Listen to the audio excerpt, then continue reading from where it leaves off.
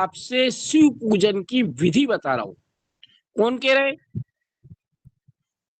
सूत जी महाराज ऋषियों से कह रहे हैं कि जैसी मेरी बुद्धि है, जिस प्रकार से मैंने सुना है वेद व्यास जी के मुख से, वो विधि में आपको सुना रहा हूं। पूर्व काल में व्यास जी ने श्री सनत कुमार जी से पूछा था, फिर उसे उपमन्यु जी ने भी सुना था। व्यास जी ने शिव पूजन आदि जो भी विषय सुना था, उसे सुनकर उन्होंने लोक हित की कामना से वो मुझे पढ़ा दिया। इसी विषय को भगवान श्री कृष्ण ने महात्मा उपमन्यु से सुना था, और पूर्व काल में ब्रह्मा जी ने नारद जी से इस विषय में जो कुछ कहा था, वही इस समय मैं कह रहा हूं। कौन कह रहे? सूत जी कह रहे ऋषियों से, ब्रह्मा जी ने जिस प्रकार से देव ऋषि नारद जी को शिव पूजन की विधि बताई थी, बहुत रहस्य भरा प्रसंग है। जो विधि बताई थी वो मैं कह रहा हूं। ब्रह्मा जी ने कहा था कि नारद, मैं संक्षेप से लिंग पूजन की विधि बता रहा हूं, सुनो। जैसे पहले कहा गया है, वैसा जो भगवान शंकर जी का सुखमय निर्मल और सनातन रूप है, उसका उत्तम भक्ति भाव से पूजन करे। भक्ति भी होना चाहिए मन में और भाव भी होना चाहिए। इससे समस्त मनोवांछित फलों की प्राप्ति हो जाती है। मन में जो इच्छा होती है, सारे फल शिव जी की भक्ति देती है। शिव जी के पूजन से मन की इच्छाओं के अनुरूप फल प्राप्त होता है। दरिद्रता, रोग, दुख तथा शत्रु जनित पीड़ा, ये जो 4 प्रकार के कष्ट है, तभी तक रहते जब तक मनुष्य भगवान शिव का पूजन नहीं करता है। कब तक रहता है? दरिद्रता सबसे बड़ी समस्या है आज के समय की, रोग, दुख तथा कोई शत्रुओं से पीड़ित है। ये 4 प्रकार के दुख मनुष्य के शरीर में, मनुष्य के पास तब तक रहते हैं जब तक उसने शिव जी की पूजा नहीं की है। भगवान शिव जी की पूजा होते ही सारे दुख विलीन हो जाते। पर कैसे पूजा करना है? श्रद्धा से, भाव से, तो सारे दुख नष्ट हो जाते हैं और समस्त सुखों की प्राप्ति हो जाती है। इसके बाद समय आने पर उपासक की मुक्ति भी हो जाती है, मुक्ति भी मिलती है, भोग भी मिलता है, और अंत में उसका मोक्ष भी हो जाता है, मुक्ति भी हो जाती है। अगर कोई मुक्ति चाहता है, इस लोक में आनंद भोगना चाहता है और इस लोक के बाद इस संसार के बंधन से मुक्त होना चाहता है, अपना मोक्ष करवाना चाहता है, तो उसे शिव जी की पूजा जरूर करना चाहिए। जो मानव शरीर का आश्रय लेकर मुख्यतया संतान सुख की कामना करता है, जिसको संतान के सुख की कामना है, उसे चाहिए कि वो संपूर्ण कार्यों और मनोरथों के साथ के साधक महादेव जी की पूजा करे। संतान सुख जो चाहता है, जो भी मन के कार्य है, जरूर शिव जी की पूजा करे। ब्राह्मण, क्षत्रिय, वैश्य और शूद्र भी संपूर्ण कामनाओं तथा प्रयोजनों की सिद्धि के लिए क्रम से विधि के अनुसार भगवान शिव जी की पूजा करे। देखिए, विधि से पूजा करने से पूजा का फल संपूर्ण मिलता है, क्योंकि हमारे धर्मशास्त्र जो बने हैं, सारे धर्मशास्त्र वैज्ञानिक आधार पर बने हैं। विज्ञान भी आज हमारे धर्मशास्त्रों पे चल रहा है। तो विधि जरूरी है। किसी भी पूजा की विधि अगर आपको याद नहीं है, तो उसका संपूर्ण जो फल प्राप्त होना चाहिए, वो फल नहीं मिल पाता है। आज के समय में लोगों को फल नहीं मिलने का कारण है कि विधि के ज्ञात ना होने के कारण, अज्ञानता के कारण जो पूजा करते हैं, उससे पूर्ण फल नहीं मिलता है। अब विधि क्या है? प्रातः काल ब्रह्म मुहूर्त में उठकर कब उठना है? ब्रह्म मुहूर्त में उठना है। अपने गुरु तथा शिव जी का स्मरण करके तीर्थों का चिंतन, भगवान विष्णु का ध्यान करे, ब्रह्मा जी का ध्यान करे, देवताओं का और मुनि आदि का भी स्मरण चिंतन करके स्तोत्र पाठ पूर्वक शंकर जी का विधि पूर्वक नाम ले। सूर्यमणि जी, नित्य कर्म पूजा प्रकाश में सबसे पहले ऋषियों का, भगवान का, सूर्य भगवान का, पृथ्वी माता का, सबका स्त्रोत दिया है ना ध्यान करने का, वही बता रहे। प्रातः स्मरणीय, हाँ प्रातः स्मरणीय, जी जी जी वही। हाँ जी, हाँ। प्रातः स्मरणीय मंत्रों का प्रातः काल ब्रह्म मुहूर्त में उठकर गुरु तथा शिव जी का स्मरण करके तीर्थों का चिंतन, भगवान विष्णु का ध्यान करे, ब्रह्मा जी का, देवताओं का और मुनि आदि का जी गुरु जी, स्मरण चिंतन करके स्तोत्र पाठ पूर्वक भगवान शिव जी का विधि पूर्वक ध्यान करके उसके बाद सैया से उठकर निवास स्थान से दक्षिण दिशा में जाकर के सोच क्रिया करे। एकांत में मलोत्सर्ग करना चाहिए, एकांत में जाके उससे शुद्ध होने के लिए जो विधि है उसी को बताता हूं और मन को एकाग्र करके सुनिए। ब्राह्मण अपने मल की शुद्धि के लिए 5 बार शुद्ध मिट्टी का लेप करे और धोए, क्षत्रिय 4 बार, वैश्य 3 बार और शूद्र 2 बार विधि पूर्वक गुदा की शुद्धि के लिए उसमें मिट्टी लगा के शुद्ध करे। इसके बाद बाएं हाथ में 10 बार, हाथ साफ करते हैं ना अपन, बाएं हाथ में 10 बार, दोनों हाथों में 7 बार मिट्टी लगाकर धोए। प्रत्येक पैर में 3 बार मिट्टी लगाए, फिर दोनों हाथों में भी मिट्टी लगाकर धोए। स्त्रियों को भी शूद्र की भांति अच्छी तरह मिट्टी लगा के हाथ पैर धोकर शुद्ध मिट्टी ले, उससे लगाकर अपने दांत साफ करे। फिर अपने वर्ण के अनुसार, जिसका जो वर्ण है उस वर्ण के अनुसार मनुष्य दातुन करे। दातुन कैसा हो? ब्राह्मण को 12 अंगुल की दातुन करनी चाहिए। ब्राह्मण जो दातुन की डंडी ले वो 12 अंगुल की, क्षत्रिय 11 अंगुल की, वैश्य 10 अंगुल की, शूद्र 9 अंगुल की। ये दातुन का नाप बताया है।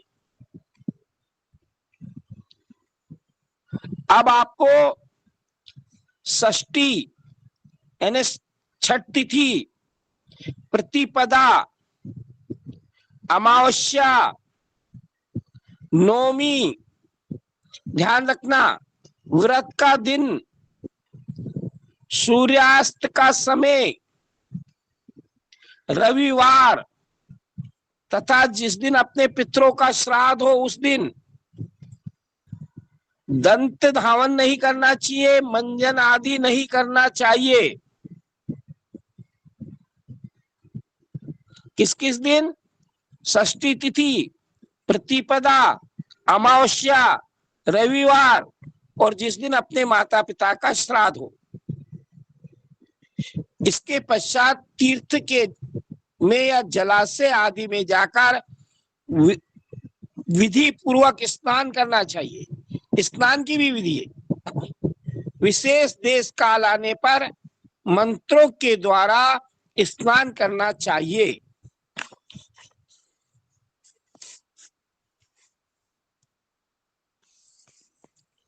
स्नान के पश्चात आचमन करके धुला हुआ वस्त्र धारण करे, फिर सुंदर एकांत स्थान में बैठकर संध्या विधि का अनुष्ठान करे, अपना संध्या करे। यथा योग संध्या विधि का पालन करके फिर पूजा का कार्य प्रारंभ करना चाहिए। मन को सुस्थिर करके पूजा गृह में प्रवेश करे। मन को स्थिर करके, ऐसा नहीं कि इधर उधर ध्यान और पूजा करने चले गए। वहां पूजन सामग्री लेकर सुंदर आसन पर बैठे, पहले न्यास आदि करके। सुरमणि जी, अपन ने न्यास पढ़े ना, क्रमशः महादेव जी की पूजा करे। शिव जी की पूजा से पहले गणेश जी की पूजा, द्वारपालों की पूजा और दिक्पालों की भी भली भांति पूजा करे। द्वारपाल कौन? शिव जी के जो द्वारपाल है ना, नंदीगण, वीरभद्र आदि, इनकी भी पूजा करे। और जो दसों दिशा के दिक्पाल होते हैं, उन दिक्पालों की भी पूजा करे। पीछे देवताओं के लिए पीठ स्थान की कल्पना करे। अष्टदल कमल बनाकर पूजा द्रव्य के समीप बैठ जाए। उस अष्टदल कमल पर भगवान शिव को स्थापित करे। इसके बाद 3 आचमन करे। त्रिआचमन करते ना अपन, पुनः दोनों हाथ धोकर 3 प्राणायाम करे। प्राणायाम करते ना, 3 प्राणायाम करे।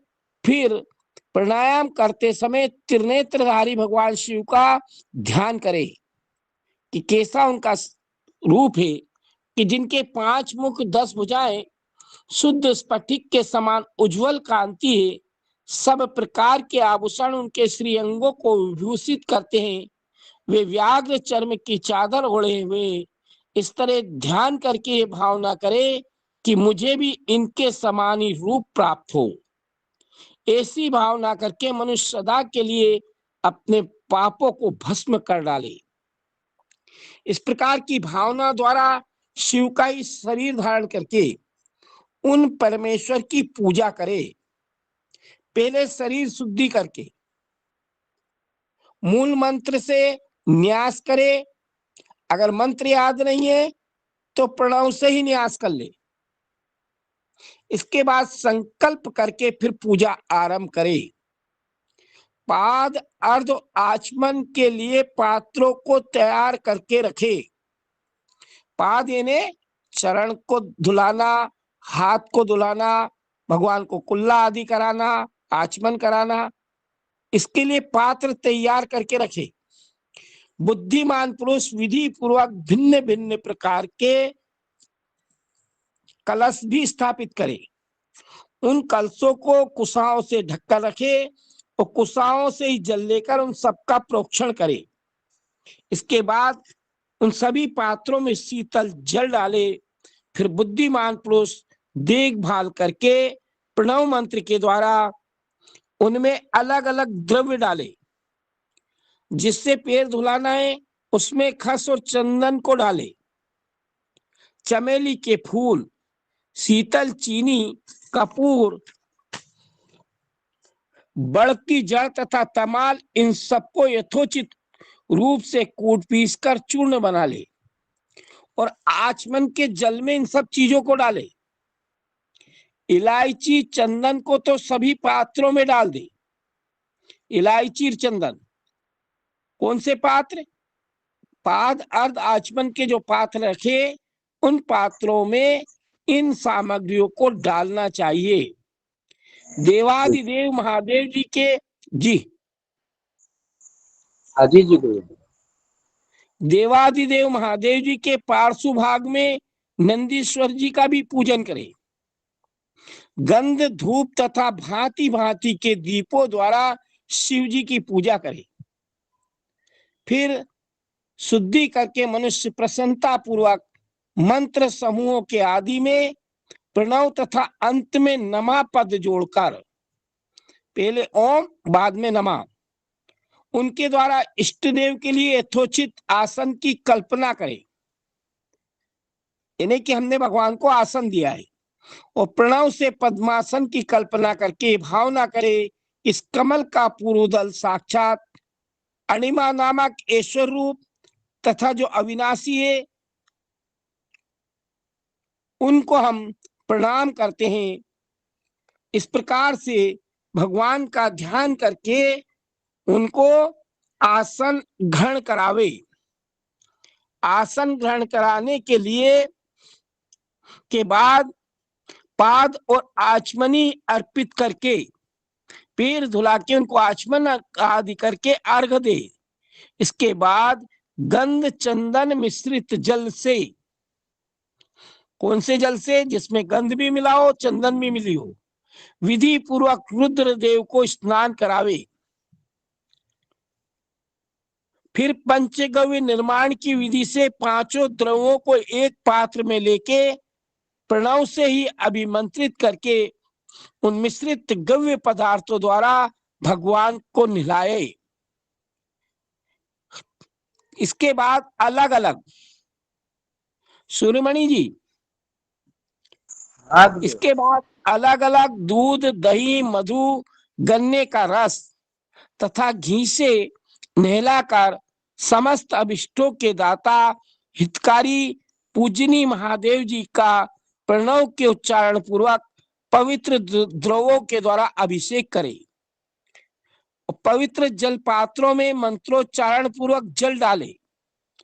डालने से पहले साधक श्वेत वस्त्र से उस जल को यथोचित रीति से छान लेवे। जिस जल से आपको स्नान कराना है भगवान को, उसको सफेद वस्त्र से छान लेवे।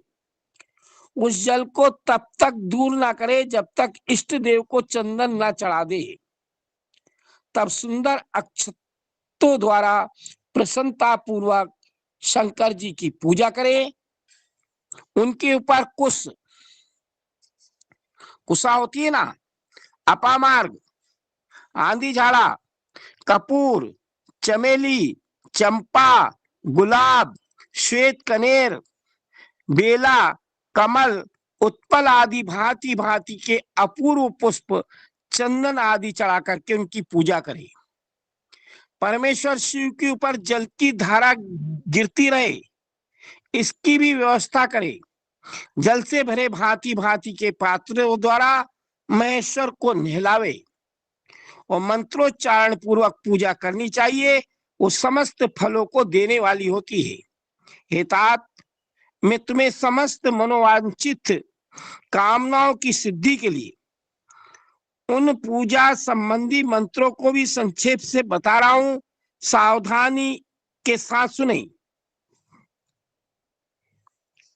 रुद्र मंत्र तथा नील रुद्र मंत्र से सुंदर शुभ पुरुष सूक्त से, श्री सूक्त से, सुंदर अथर्व शीर्ष के मंत्र से, शांति मंत्र, शांति संबंधी दूसरे मंत्रों से और अरुण मंत्रों से, अर्थाभिष्ट साम तथा देवव्रत साम से, रथंतर साम से, पुरुष सूक्त से, मृत्युंजय मंत्र से तथा पंचाक्षर मंत्र से पूजा करे। 1000 ये मंत्र अपन ने सूर्यमणि जी सब पढ़े, रुद्राष्टाध्याय में सब मंत्र आते हैं। 1000 अथवा 101 जल धाराएं गिराने की व्यवस्था करे। कितनी धाराएं हो? 1000 अभिषेक के कलश में 1000 अथवा 101 जल धाराएं गिराने की व्यवस्था करे। ये सब वेद मार्ग से अथवा नाम मंत्रों से करना चाहिए। जिसको वेद मंत्र ना आए, नाम मंत्र से ही जल की धारा गिराए। तदंतर भगवान शंकर के ऊपर चंदन, फूल आदि चढ़ाए, प्रणव से ही मुखवास, तांबुल आदि अर्पण करे।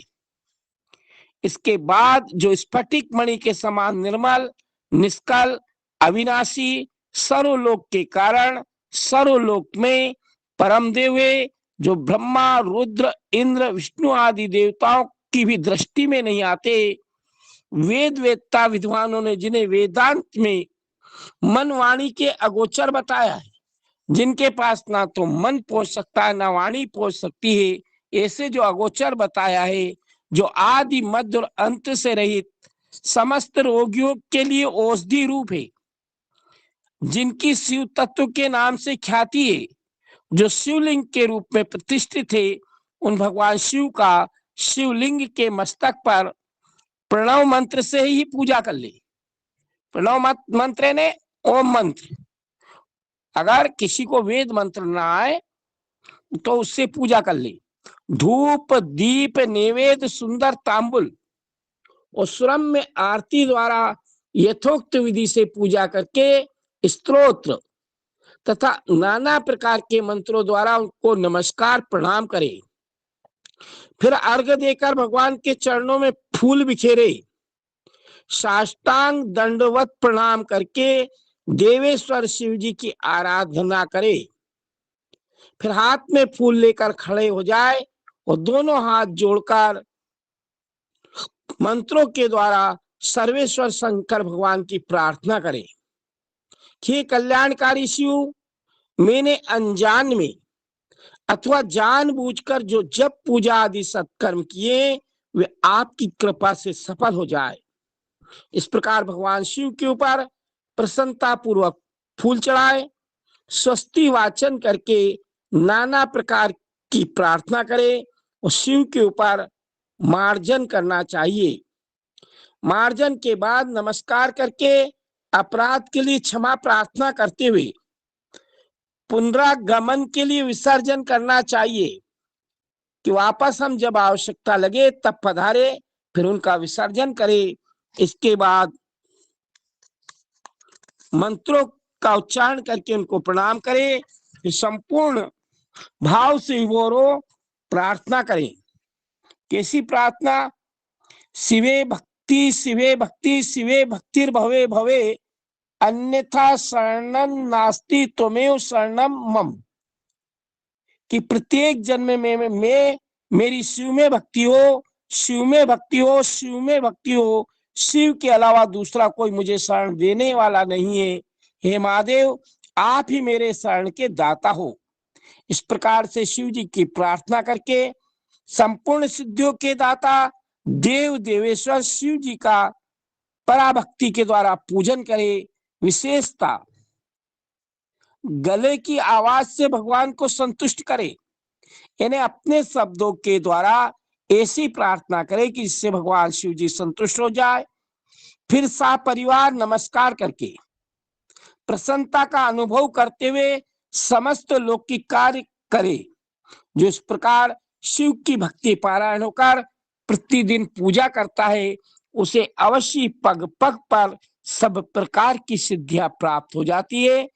वो उत्तम वक्ता होता है तथा उसे मनोवांछित फल की निश्चय ही प्राप्ति हो जाती है। रोग दुख, दूसरों के निमित्त से होने वाला कष्ट, कुटिलता, विष आदि के रूप में जो जो कष्ट उपस्थित होता है उसे कल्याणकारी परम शिव नष्ट कर देते हैं। इस प्रकार से उपासना करने से उपासक का कल्याण होता है और भगवान शंकर की पूजा से उसमें अवश्य सद्गुणों की वृद्धि हो जाती है। ठीक उसी तरह जैसे शुक्ल पक्ष में चंद्रमा बढ़ता है, हे मुनिश्रेष्ठ नारद, इस प्रकार मैंने शिव जी की पूजा का विधान बताया। अब आगे तुम क्या सुनना चाहते हो? तो नारद जी बोले ब्रह्मा जी से, ब्रह्मन, हे प्रजापति, आप धन्य, क्योंकि आपकी बुद्धि भगवान शिव में लगी हुई। हे विधाता, आप पुनः इसी विषय का सम्यक प्रकार से, अच्छे प्रकार से विस्तार पूर्वक वर्णन करिए। तो ब्रह्मा जी कहने लगे, नारद, एक समय की बात है, मैं सब ओर से ऋषियों तथा देवताओं को बुलाकर उन सबको क्षीर सागर के तट पर लेके गया, जहां सबका हित साधन करने वाले स्वयं भगवान विष्णु निवास करते हैं। वहां देवताओं के पूछने पर भगवान विष्णु ने सबके लिए शिव पूजन की श्रेष्ठता बतलाकर ये कहा कि एक मुहूर्त या एक क्षण भी जो शिव जी का पूजन नहीं किया जाता उससे बड़ी हानि होती है।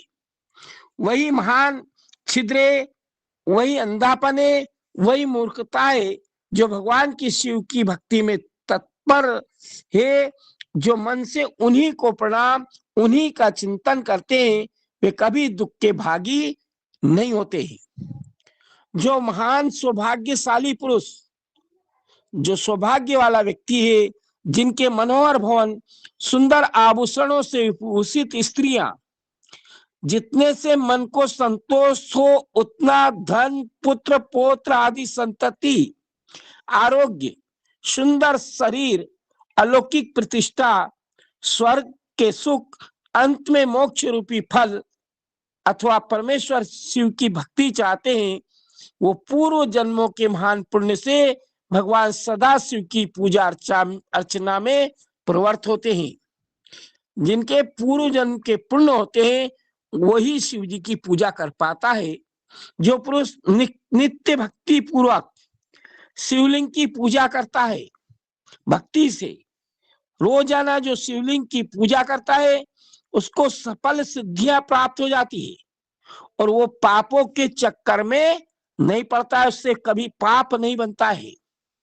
स्वयं भगवान विष्णु ने देवताओं को, ब्रह्मा जी को ये बात बताई थी।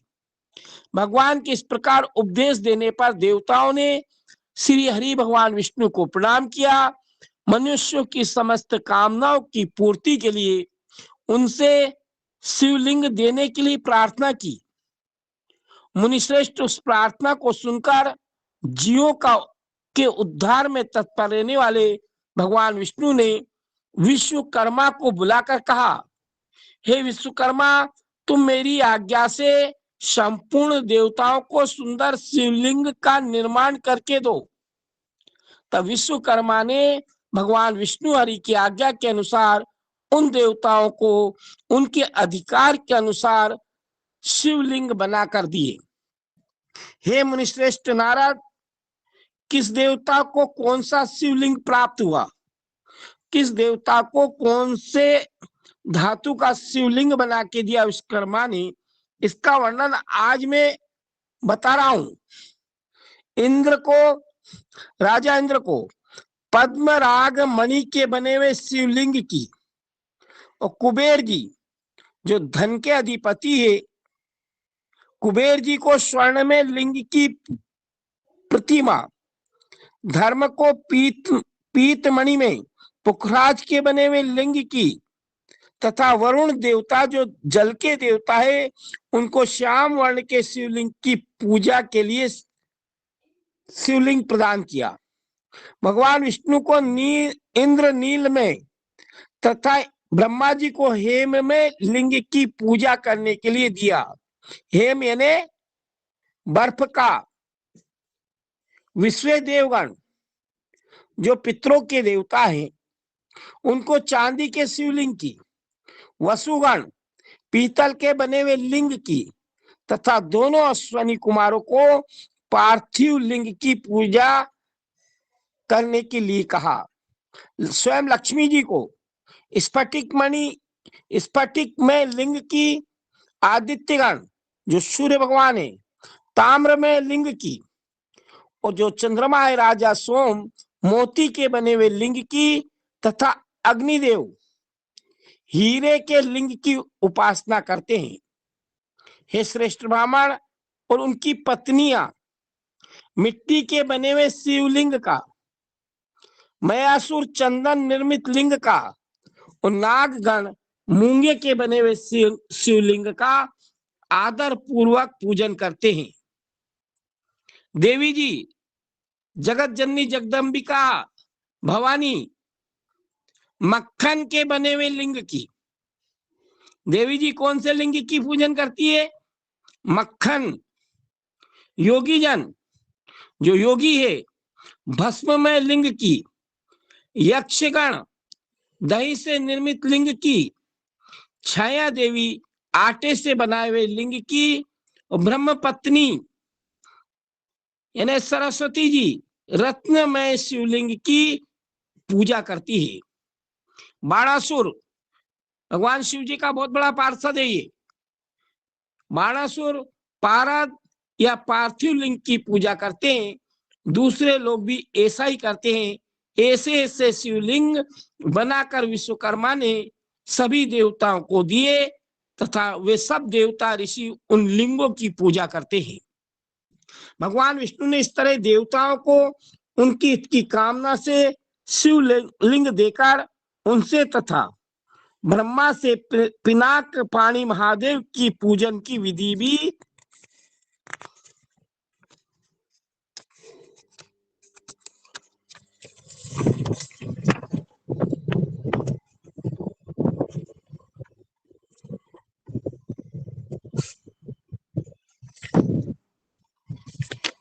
हमारे यहाँ बिजली चली गई थी अभी तक।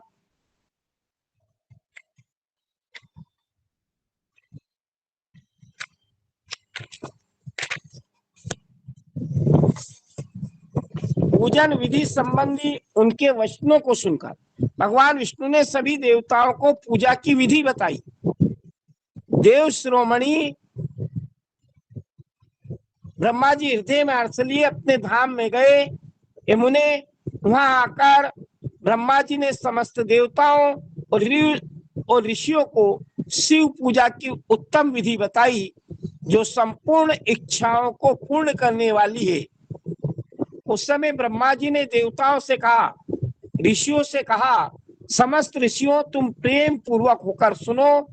मैं प्रसन्नता पूर्वक तुमसे शिव पूजन की उस विधि को बता रहा हूं जो भोग और मोक्ष को देने वाली है।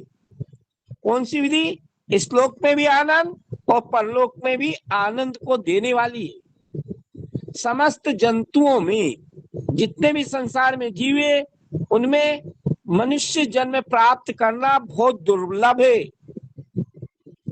सहज में मनुष्य जन्म नहीं प्राप्त होता है। उनमें भी उत्तम कुल में जन्म हो जाए। प्राप्त तो सब ब्राह्मण कुल के लोग हो, ब्राह्मण कुल में जन्म हुआ है, वो भी बहुत दुर्लभ है। उत्तम कुल में भी आचारवान, उत्तम कुल में जन्मे होने के बाद भी आचरण अच्छे हो, आचारवान हो। ब्राह्मणों के यहाँ उत्पन्न होना, ब्राह्मण के घर जन्म लेना उत्तम पुण्य से ही प्राप्त हुआ है। ये यदि वैसा जन्म सुलभ हो जाए तो भगवान शिव के संतोष के लिए उस उत्तम कर्म का अनुष्ठान जरूर करना चाहिए। जो अपने वर्ण आश्रम के लिए शास्त्रों ने जो विधि बताई है, जिस वर्ण के लिए जो कर्म बताया है, उसका उल्लंघन ना करे। जितनी आपके पास संपत्ति हो, शक्ति हो, उसके अनुसार ही दान करे। शक्ति से अधिक दान भी ना करे। हजारों यज्ञों से तपो यज्ञ सबसे बड़ा है। यज्ञ से भी बढ़ के तप करना बड़ा है। हजारों तपो यज्ञ से जप यज्ञ बड़ा है। हजारों तप यज्ञों से भी बड़ा भगवान के नाम को जपना वो और श्रेष्ठ होता है। और ध्यान, तो जप यज्ञ से भी बढ़ के ध्यान यज्ञ है। ध्यान जो है ज्ञान का साधन है, क्योंकि योगी लोग ध्यान के द्वारा अपने इष्ट देव समरस शिव का साक्षात प्राप्त कर लेते हैं। ध्यान यज्ञ में तत्पर रहने वाले उपासक के लिए भगवान शिव सदा ही समीप रहते हैं। जो विज्ञान से संपन्न है, उन पुरुषों की शुद्धि के लिए किसी प्रायश्चित आदि की आवश्यकता नहीं है। मनुष्य को जब तक ज्ञान की प्राप्ति ना हो, तब तक वो विश्वास दिलाने के लिए कर्म से भगवान शिव की आराधना करे। जब तक व्यक्ति को ज्ञान ना हो, तब तक कर्मों के द्वारा, सामग्रियों के द्वारा शिव जी की पूजा करे। और ज्ञान हो जाए तो सिर्फ ध्यान ही कर ले। जगत के लोगों को एक ही परमात्मा अनेक रूप में अभिव्यक्त दिखते हैं। परमात्मा एक है, लेकिन संसार के लोगों को एक परमात्मा होने के बाद भी अलग अलग दिखाई देते हैं। एकमात्र भगवान सूर्य एक स्थान में रहकर भी जलाशय आदि विभिन्न वस्तुओं में अनेक दिखाई देते हैं। अगर जल में सूर्य को देखोगे, एक पत्थर डाल दो उस जल में, तो अनेक सूर्य दिखाई देने लगेंगे, जबकि सूर्य एक ही है। इसी प्रकार से परमात्मा एक है, लेकिन जिनकी जैसी भावना होती है, उस भावना के अनुसार उनको अलग अलग दिखाई देते हैं। जब तक तत्वों को ज्ञान न हो, तब तक प्रतिमा की पूजा जरूर करे। ज्ञान के अभाव में भी जो प्रतिमा पूजा की अवहेलना करता है उसका पतन निश्चित हो जाता है। जो पूजा की अवहेलना करता है उसका पतन निश्चित है। इसलिए ब्राह्मणों, ये यथार्थ बात है, अपने वर्ण के लिए जो कर्म बताया गया है उसका प्रयत्न पूर्वक पालन करना चाहिए। जहां जहां यथावत भक्ति हो उस आराध्य देव का पूजन आदि अवश्य करना चाहिए। पूजन और दान आदि के बिना पातक कभी दूर नहीं होते। जो पाप बन गए हैं जाने अनजाने में, जब तक आप शिव जी की पूजा नहीं करोगे वो पाप दूर नहीं हो सकते हैं। जैसे मेले कपड़े में रंग बहुत अच्छा नहीं चढ़ता, मेला कपड़ा है उसमें रंगोगे तो रंग नहीं चढ़ेगा। अगर उसी कपड़े को धोकर स्वच्छ कर लिया जाए तब उस पर सब रंग अच्छी प्रकार से चढ़ जाते हैं। उसी प्रकार देवताओं की भली भांति पूजा से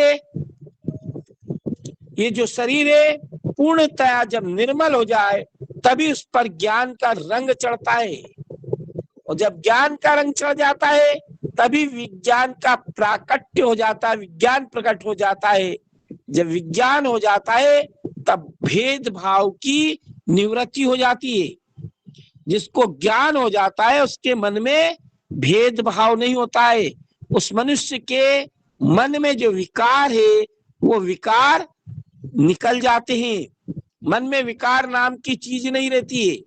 और जब तक मनुष्य के मन में विकार भरे रहते हैं कितनी भक्ति कर ले कोई मतलब नहीं होगा। कौन से विकार? ओम जय जगदीश हरे की आरती में बोलते हैं ना, विषय विकार मिटाओ पाप हरो देवा। विषयों के जो विकार है काम क्रोध मद लोभ राग और द्वेष, ये विषयों के विकार है।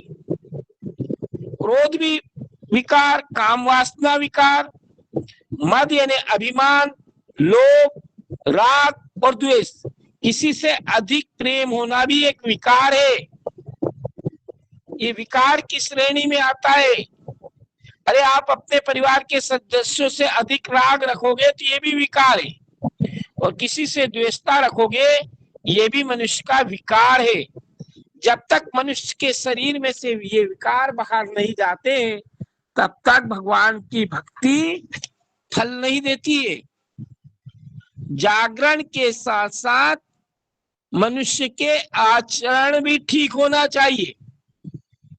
आप जागरण करते, पूजा करते, भक्ति करते भाव से, भले कितने ही प्रेम से भक्ति करते भगवान की, लेकिन आपके आचरणों में कमी है, आचरण आपके ठीक नहीं है तो भक्ति कोई काम की नहीं। सबसे पहले मनुष्य को अपने शरीर में जो विकार है उन विकारों को निकालना चाहिए। एक बार क्या हुआ कि एक गांव में पानी पीने के लिए एक ही कुआं था। सब लोग पानी पीते थे वहां, पहले कुओं से ही पानी आता था। तो एक दिन क्या होता है उसमें 3-4 कुत्ते लड़ते लड़ते गिर गए। अब कहाँ पानी पिए, कुआं भी एक ही, सारे गांव के लोग परेशान।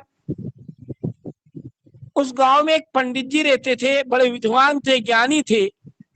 उनके पास गए, क्या करना चाहिए पंडित जी, कुत्ते लड़ते लड़ते गिर के उस कुएं में मर गए।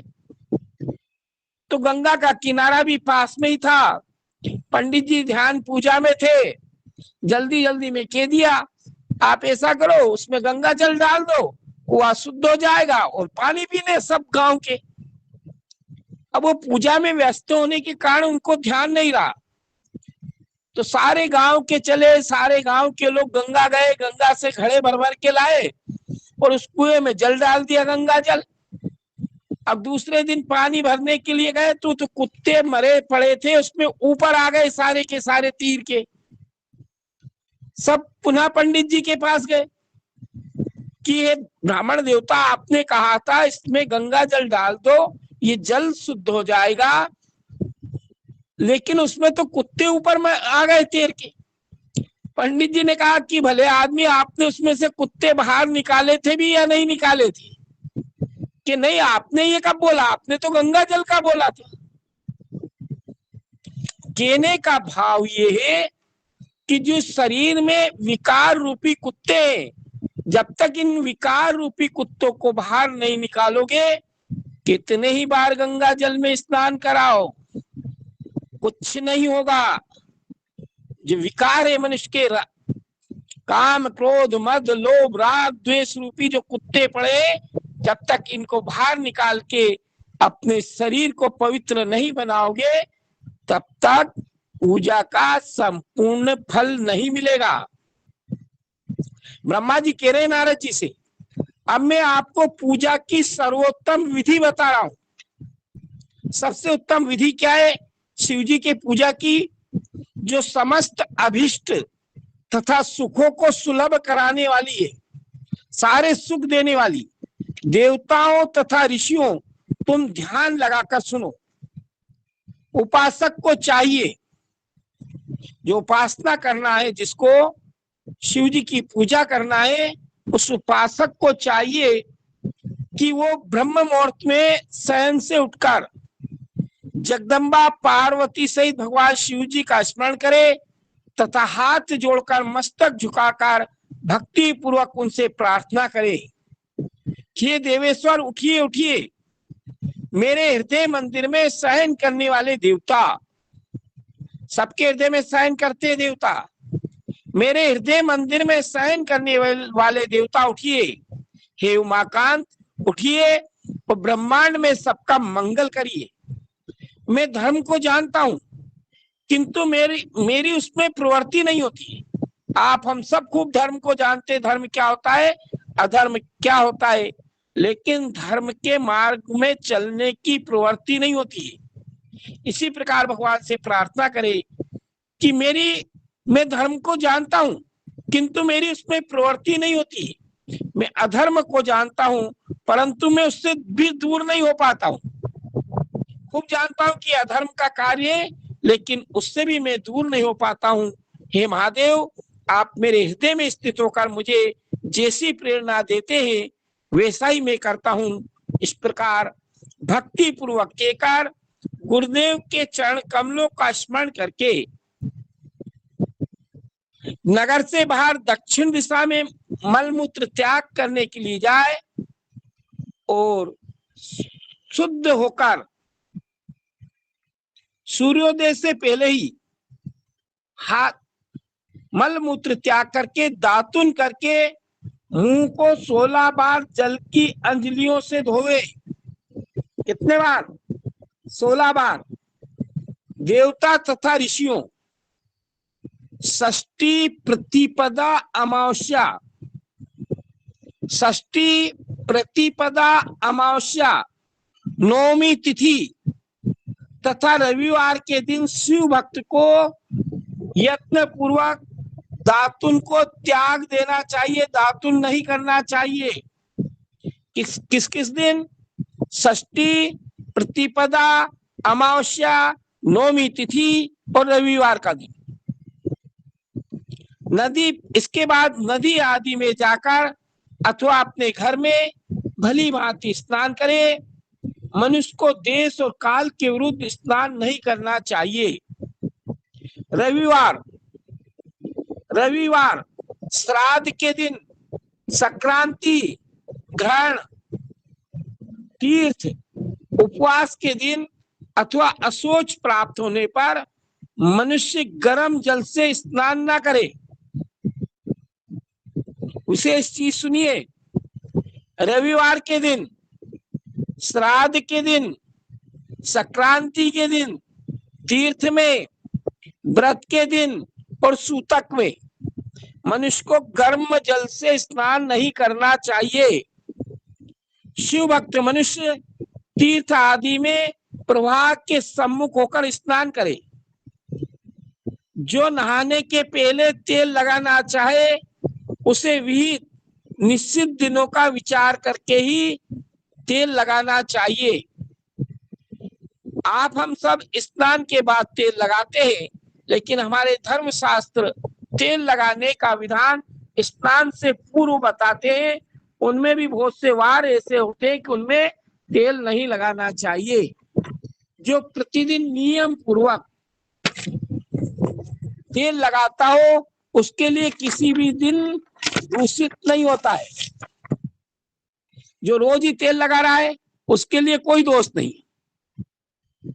अथवा जो तेल इत्र आदि से वासित हो उसका लगाना किसी भी दिन दूषित नहीं है।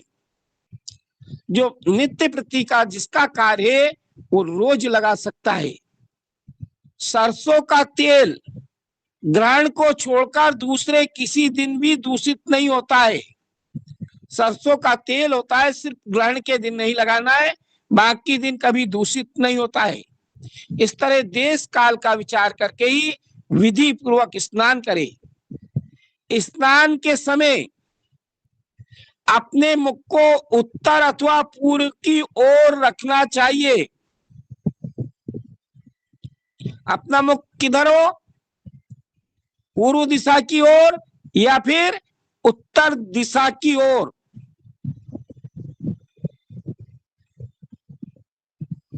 उच्छिष्ट वस्त्र का उपयोग कभी नहीं करें। बिना धुला हुआ वस्त्र कभी उपयोग ना करें।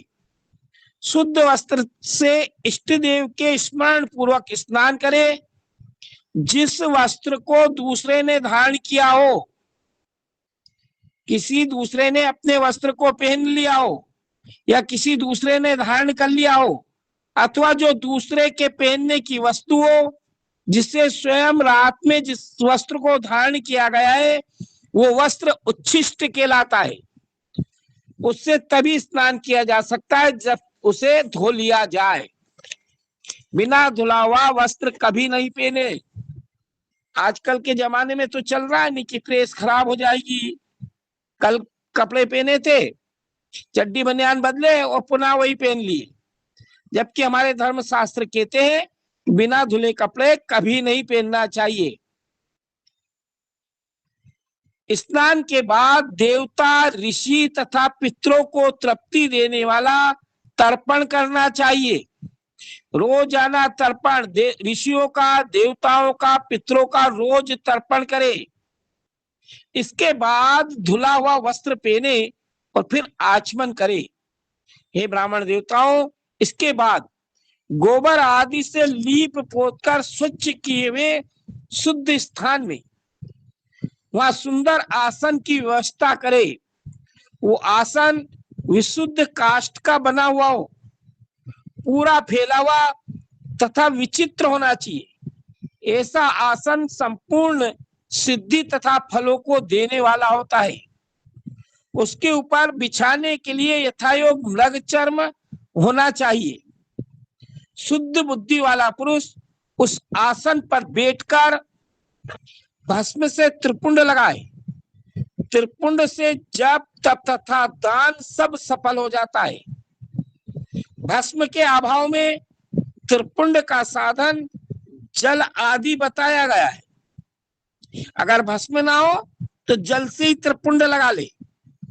इस तरह त्रिपुंड करके मनुष्य रुद्राक्ष धारण करे और अपने नित्य कर्मों का संपादन करके फिर शिव जी की आराधना करे। इसके बाद 3 बार मंत्रोच्चारण पूर्वक आचमन करे। फिर वहां शिव की पूजा के लिए अन्न और जल लाकर रखे। दूसरी कोई भी जो वस्तु आवश्यक हो उसे यथाशक्ति जुटाकर अपने पास रख ले। इस प्रकार पूजन सामग्री का संग्रह करके वह धैर्य पूर्वक स्थिर भाव से बैठ जाए। फिर जल, गंध, अक्षत से युक्त एक अर्घ पात्र लेकर उसे दाहिने भाग में रखे। उससे उपचार की सिद्धि होती है। फिर अपने गुरु का ध्यान करके उन गुरु की आज्ञा लेकर विधि पूर्वक संकल्प करके अपनी कामना को अलग न रखते हुए, कामना भी बोल ले, पराभक्ति से सपरिवार शिव जी का पूजन करे और सिंदूर आदि उपचारों द्वारा सिद्धि बुद्धि सहित विघ्नहारी गणेश जी का भी पूजन करे। लक्ष्य और लाभ से युक्त गणेश जी का पूजन करके उनके नाम के आदि में प्रणव तथा अंत में नमः जोड़कर नाम के साथ चतुर्थी विभक्ति का प्रयोग करते हुए उनको नमस्कार करें। कैसे? ओम गणपतये नमः। इसमें प्रणव भी आ जाता है और विभक्ति भी आ जाती है। ओम गणपतये नमः अथवा लक्ष्य लाभ युताय सिद्धि बुद्धि सहिताय गणपतये नमः। इसके बाद उनसे क्षमा प्रार्थना करके पुनः भाई कार्तिकेय सहित गणेश जी का पराभक्ति से पूजन करके उन्हें बारंबार प्रणाम करें। इसके बाद सदा द्वार पर खड़े रहने वाले द्वारपाल महोदय का पूजन करें, नंदीगण जी का। फिर सती साध्वी गिरिराज नंदिनी उमा का पूजन करे।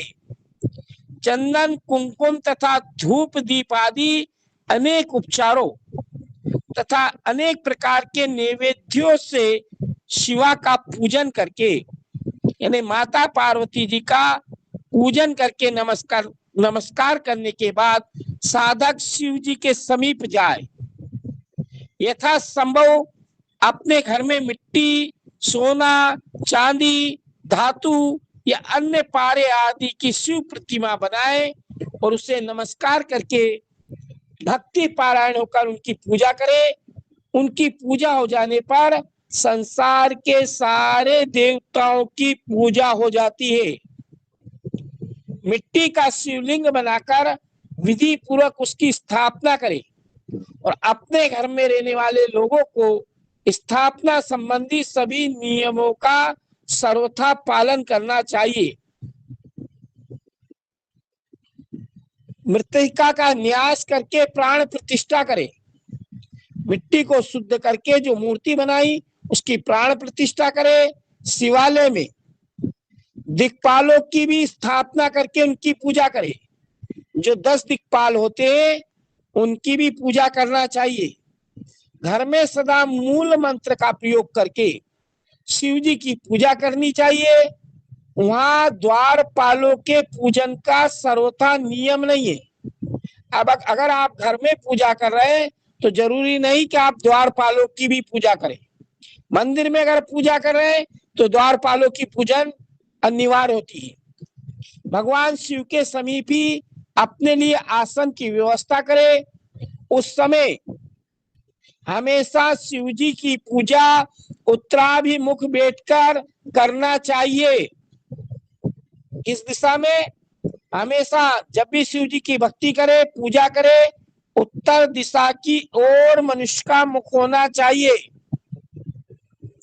और दूसरी दिशा में बैठकर कभी पूजा नहीं करना चाहिए। उसके बाद दोनों हाथ जोड़कर प्राणायाम करे। प्राणायाम काल में मनुष्य को मूल मंत्र की 10 आवर्तियां करना चाहिए। जो मूल मंत्र है ओम नमः शिवाय 10 बार प्राणायाम करना चाहिए। हाथों से मुद्राएं दिखाए। उन मुद्राओं का प्रदर्शन करने के बाद मनुष्य पूजा विधि का अनुसरण करे। वहां दीप निवेदन करके गुरु को प्रणाम करे। पद्मासन तथा भद्रासन बांध कर बैठे अथा उत्तानासन ये परिकासन का आश्रय लेकर सुख पूर्वक बैठे और फिर पूजा का प्रयोग करे। फिर अर्घ पात्र से उत्तम शिवलिंग का प्राक्षण करे यानी शिव जी को नहलाए। मन को भगवान शिव से अन्यत्र न ले जाकर पूजा सामग्री को अपने पास रख ले और मंत्रों के द्वारा शिव जी का आवाहन करे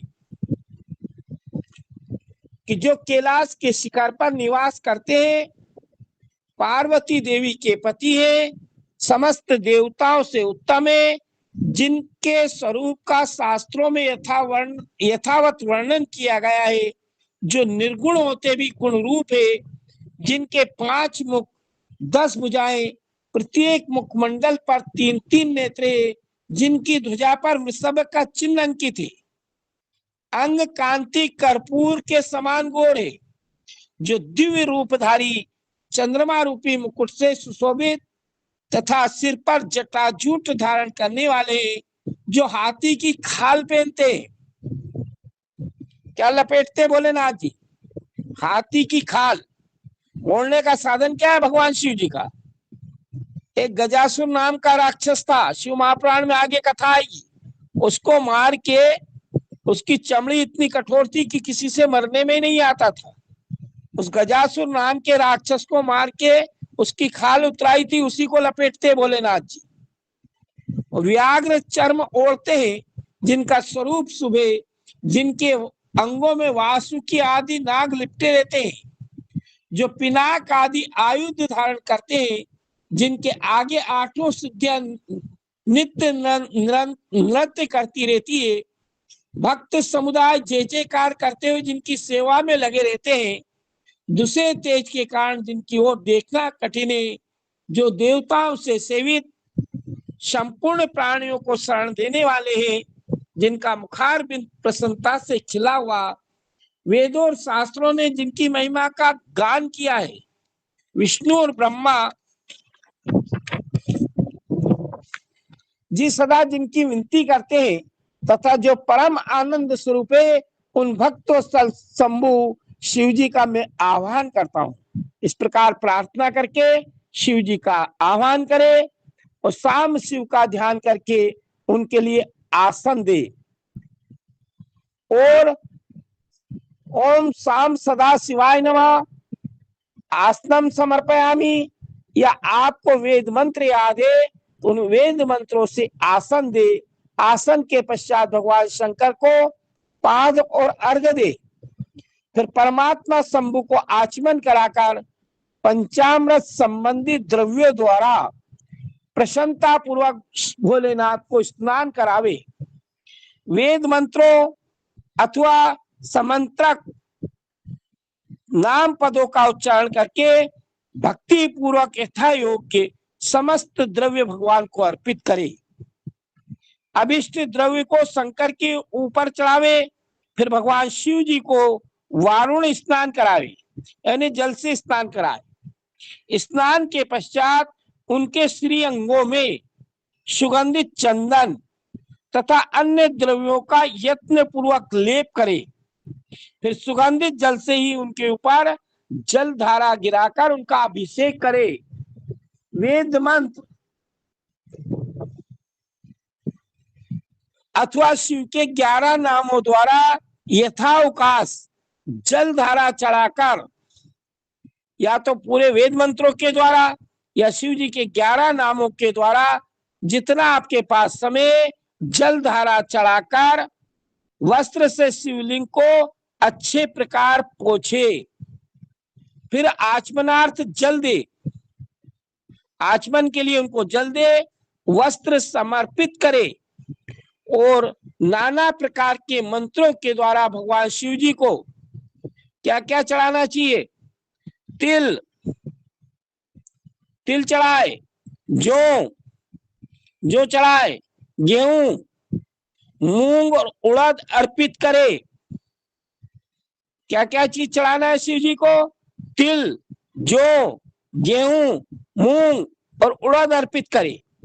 फिर 5 मुख वाले परमात्मा शिव जी को पुष्प चढ़ाए। प्रत्येक मुख पर ध्यान के अनुसार, 5 मुखों पर, प्रत्येक मुख पर ध्यान के अनुसार यथोचित अभिलाषा करके कमल, सतपत्र, शंख पुष्प, कुश पुष्प, यानी कुश का जो फूल आता है, धतूरा के फूल, मंदार, आक के फूल, आकड़ा जिसको बोलते हैं, मंदार बोलते हैं, द्रोण पुष्प, बिल्व पत्र चढ़ाकर पराभक्ति के साथ भक्त वत्सल भगवान शंकर की विशेष पूजा करें। अन्य सब वस्तुओं का अभाव होने पर, अगर आपके पास पूजा के लिए सभी वस्तु नहीं है और वस्तुओं का अभाव है, शिव जी को केवल बिल पत्र ही अर्पित कर दे। बिल्व पत्र समर्पित होने से ही शिव जी की पूजा सफल हो जाती है। इसके बाद सुगंधित चूर्ण तथा सुवासित उत्तम तेल, इत्र आदि अनेक प्रकार की वस्तुएं बड़े हर्ष के साथ भगवान शिव जी को अर्पित करें। प्रसन्नता पूर्वक गुग्गल, अगरू आदि की धूप निवेदन करें। इसके बाद शंकर जी को घी से भरा हुआ दीपक दिखाए। इसके बाद मंत्रों के द्वारा भक्ति पूर्वक पुनः अर्घ्य दे और भाव भक्ति से वस्त्र द्वारा उनके मुख का मार्जन करे। हे प्रभु, हे भोलेनाथ, आपको मेरा बारंबार प्रणाम है। आप इस अर्घ को स्वीकार करके मुझे रूप दीजिए, यश दीजिए, भोग दीजिए तथा भोग और मोक्ष रूपी फल प्रदान करिए। मंत्र आया ना, रूपम देहि यशोम देहि भोगम देहि च शंकरा भक्ति मुक्ति फलम देहि गिरत्वार्घ नमस्तुते। अर्घ देने का मंत्र आया ना, उस मंत्र के द्वारा शिव जी को अर्घ दे। इसके बाद भगवान शिव जी को भांति भांति के नैवेद्य अर्पित करे। इसके बाद प्रेम पूर्वक आचमन कराए। फिर सांगोपांग तांबुल बनाकर पान का बीड़ा बनाए भगवान के लिए। पान का बीड़ा बनाकर शिव जी को समर्पित करे। फिर 5 बत्ती की आरती बनाकर भगवान की आरती करे। आरती की संख्या कितनी बार? धनंजय पाठक जी, गुरुदेव, आरती कितनी बार? गुरुदेव 3 बार तो सुने गुरुदेव। ना ना, आज सुन लीजिए, लिख लीजिए, पेन कागज रखे हो तो जी गुरुदेव। लिख लीजिए। सबसे पहले पैरों में 4 बार आरती उतारे। पैरों में 4 बार। जहां भगवान की नाभि होता है, नाभि मंडल के सामने 2 बार। मुख के समक्ष 1 बार तथा संपूर्ण अंगों में 7 बार आरती उतारना चाहिए। बहुत सुंदर गुरुदेव, बहुत सुंदर। आरती सब करते हैं, लेकिन कैसे करना है? भगवान के चरणों में 4 बार, नाभि मंडल में 2 बार, उनके मुख कमल के समक्ष 1 बार और संपूर्ण अंगों में 7 बार आरती दिखावे। इसके बाद अनेक प्रकार के स्तोत्रों के द्वारा प्रेम पूर्वक भगवान वृषभ ध्वज की विनती करे। परिक्रमा के बाद भक्त पुरुष साष्टांग प्रणाम करे और पुष्पांजलि दे। पुष्पांजलि के बाद शंकर जी से प्रार्थना करे कि मैंने अज्ञान से यह जानबूझकर जो पूजन आदि किया है वो आपकी कृपा से सफल हो जाए। मैं आपका हूं, मेरे प्राण सदा आप में लगे हुए, मेरा चित्त सदा आपका चिंतन करता रहे, ऐसा जानकर हे गौरीनाथ, हे भूतनाथ, आप मुझ पर प्रसन्न होइए। हे प्रभु, धरती पर जिनके पैर लड़खड़ा जाते हैं उनके लिए भूमि ही सहारा है।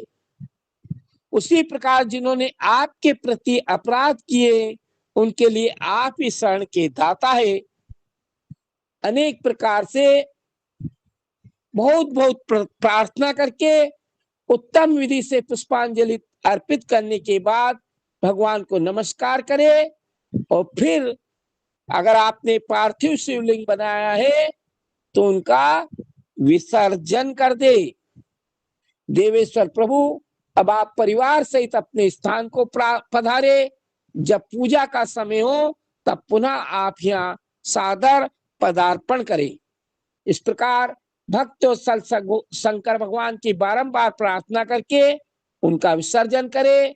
उस जल को अपने हृदय में लगाए तथा मस्तक पर धारण करे।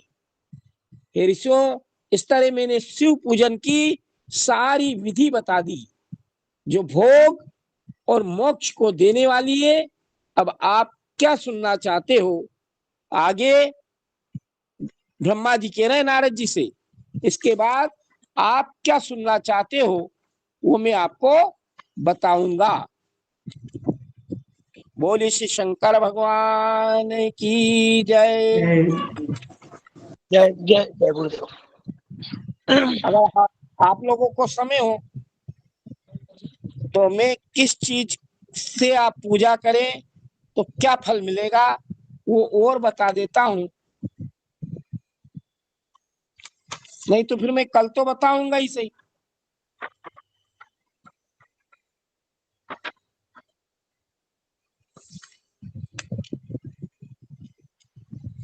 कल बता देना गुरुदेव, कल चलिए आज सुंदरकांड पाठ में भी जाना था। कल बता दीजिए गुरुदेव, कोई बात चलिए चलिए ठीक है, भगवान की प्रार्थना कर लीजिए और आज अच्छा अच्छा शनिवार सुंदर।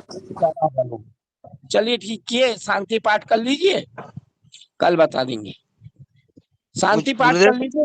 अरे फिर प्रश्न गुरुदेव करना, एक बार शांति पाठ कर लो, जिनको जाना होगा वो चले जाएंगे। जी बोल रहे हैं गुरुदेव, एक छोटा सा भजन कर दे गुरुदेव। अरे पहले शांति पाठ कर लो तो जिनको जाना होगा वो निकल जाएंगे, फिर अच्छा अपना अच्छा। अपन जैसे लोग रात भर बैठे रहेंगे।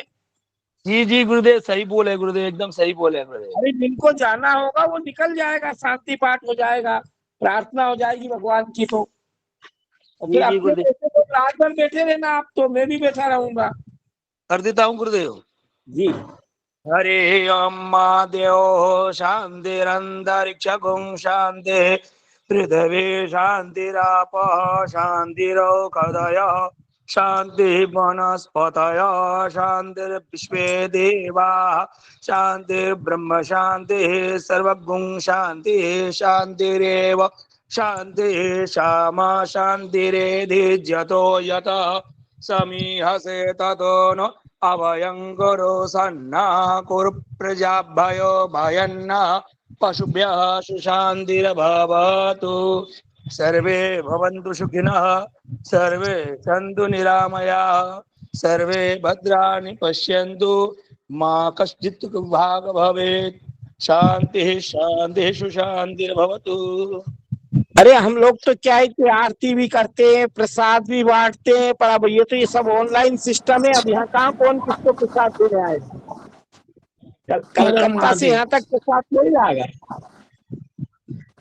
गुरुदेव अभी हम लोग पार्थिव शिविर बना ही रहे थे, कथा सुनते सुनते गुरुदेव। अच्छा ये देखिए गुरुदेव, हमने चलिए बनाया है।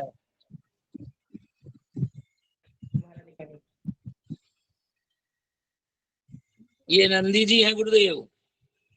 बहुत सुंदर बनाते हो आप तो। और गुरुदेव गुड़िया भी मेरी बना रही है, गणेश जी को बना रही है गुरुदेव। कथा सुनते सुनते गुरुदेव अभी गणेश जी का काम चल ही रहा है। बड़ा स्पीकर लगा लो घर में, मोबाइल में इसका स्पीकर का पिन लगा दिया करो। जी वही करेंगे गुरुदेव, कल से बड़ा स्पीकर लगा देंगे गुरुदेव।